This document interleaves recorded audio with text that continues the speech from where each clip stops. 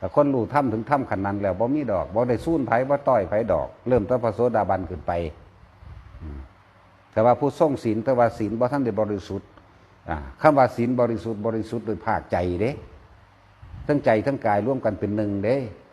กายวาจาใจร่วมกันเป็นหนึ่งปุ๊บไม่ทำลายเบียดเบียนผู้ใดผู้หนึ่งให้เสียชีวิตทรัพย์สินตลอดทั้งคนและสัตว์แม้กระทั่งการพูดจามันบ่มีเด้บ่มีเลยในความรู้สึกแท้จริงนี่บ่มี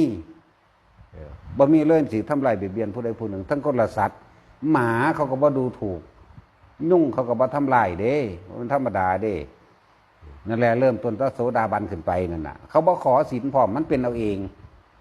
เป็นเขามาในความรู้สึกตัวนี้เพิบเลยรักผู้อื่นเสมอตนรักตนเสมอด้วยผู้อื่นภาพก็มาเลยนี่เกิดความละเอียดลึกซึ้งเห็นวัฏสงสารอันนี้สัตว์โลกอันนี้ร่วมแล้วเป็นหนึ่งเดียวกันเป็นดุจดังว่าแขนขาอวัยวะของตนผุนได้ว่าธรรมดาเด้นี่ร่วมเข้ามาเลยแบบนี้แล้วก็เริ่มมัธยัติควบคุมอารมณ์ของเจ้าของใดได้แบบนี้ถ้าว่ามีผู้ตัวผัวเมียอยู่นั่นน่ะยังท่านได้ออกจากหูเหี่ยวได้ดอกโสดาก็ดีมันจะยั่งค่าอันนี้อยู่คือกันจักบ่ล่ะแต่ว่าเขาระมัดระวังบ่ให้ผิดพลาดมากขึ้นเขาเลยบ่มองผู้อื่นอีกเขาก็มีแต่ผัวแต่เมียเขาพ่อเขาก็นอนน้ำกันเป็นธรรมดานั่นแหละส่วนระดับยังคนไปอีกแล้วเริ่มเห็นโทษมากขึ้นเขาก็คมได้บัดนี้คมอารมณ์ความรู้สึกทั้งกามนี่บัดนี้ทั้งเพศนี่ทั้งหูเหี่ยวนี่จักบ่ล่ะเขาก็คมไว้จากเคยนอนน้ำกันมันทุมือกลายเป็นเดือนละเทือแล้วคมไว้เห็นบ่ล่ะมันคมมันมีแนวคมมันมีเครื่องอยู่ในชั้นที่หนึ่งที่สองที่สามนี่แหละอยู่ไปเรื่อยจนอยู่ในชั้นที่หนึ่งที่สองที่สามอยู่ควบคุมเจ้าของได้ไปเรื่อยมันก็ลืมระยะช่วงเวลานั้นจักว่าล่ะบัดซันที่ให้ฝึกจับจุดอุณาโลมบ่คนใช้บ้านก็ดีมันมีเครื่องอยู่แล้วมันบ่วักแวกมันบ่ไปคิดหามันบ่ไปคิดหาเด้มันอยู่นี่มันนิ่มนวลอยู่ตรงนี้กับลมหายใจเท่านั้นเนี่ยมันก็เกิดกลายเป็นความคมอารมณ์ตัวนี้ไปเรื่อยพอใจในทางเพศนี่แหละพอใจในทางหูเหี่ยวนี่แหละเนี่ยมันคมของมันไปเรื่อยเขาโทษมันก็เห็นไปเรื่อยนักเข้าบัดนี้จนถึงพุ่นล่ะบางที่ก็กำลังของบางที่ก็อาจจะเผลอเข้าไปในชั้นซีมั่งนี่มั่งประกอบกันกับการเห็นอนิจจังการเห็นอนัตตาพร้อมประกอบกันเห็นทุกข์จากความยึดมั่นถือมั่นในอนิจจังอนัตตามันเลยคือเป็นอนิจจังทุกขังอนัตตามันก็เลยร่วมกันมาเรื่อยนี่เห็นโดยสัญญาว่าท่านได้เห็น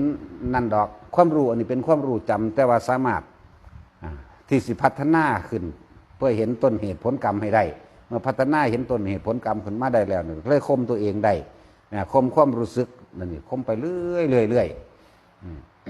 บางคนก็เข่าชานซีได้มีกำลังเกิดกล้าขึ้นไปเรื่อยว่าเดี๋ยวเมื่อเห็นโทษแล้วสักยะทิฏฐิวิจิกิจฉา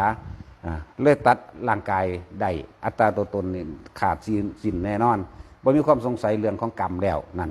บ่มีความสงสัยศีลก็บริสุทธิ์แล้วแต่ที่หนึ่งพุ่นศิรพตุปปามาสนั่นนะแล้วก็ความอิจฉาริษยาบ่มีแล้วเห็นว่าบ่มีเด้ปฏิฆะอาฆาตนะอิจฉาริษยาบ่มีกับไผแล้วแม้นผู้สึกรังแกทำลายก็สร้างบ่สาบแช่งกับไผอีกนั่นนี่มันไปหันเห็นบ่ส่วนอารมณ์ทั้งเพศนี่มันก็คมลงมาเรื่อยจนถึงถ้าถึงอนาคามีแล้วบ่มีความอยากได้บ่มีความอยากเป็นหยังใดๆได้บัดเป็นระบาดนี่ยังคุ้มเครืออยู่อันเดียวมันเป็นอรหันตมรรคเราได้อันมัวอันพวกกลับมาเกิดอีกเขาออกจากอันหู้นั้นได้แล้วจากบ่ล่ะเขาออกจากตัวนั้นได้แล้ว เห็นสัตว์โลกเห็นอย่างแบบเกิดความสลดสังเวชในตัวเองระลึกนึกอยู่เรื่อยเกี่ยวกับสิ่งเหล่านี้หาเครื่องอยู่ในตนได้บัดนี้บ่อยากสนกับไผได้มันบ่อยากได้อยากดีมีเป็นหยังได้บัดนี้อยากเป็นอยู่อย่างเดียวคือพระอรหันต์เท่านั้นได้บัดนี้ยังอยู่จุดเดียวนั่นแหละอยากเป็นอยู่หม่องจุดเดียวเท่านั้นนั่นแหละมันฆ่าบางอยากเป็นอันนั้นแหละว่าต้องอยากเป็นอย่างเลยมันจังสิไปนี่แหละจังว่ามันเป็นลำดับของมันอยู่แต่ถึงขั้นนั้นแล้วอยู่บ่ได้จะมาเว้าอันพวกอันยังมีผัวมีเมียอยู่เรื่องนิพพานนั่นน่ะอย่าเว้าก็เว้าแต่ของคือเว้าแต่ของซะอย่ามาสอนผู้อื่นเถอะนะ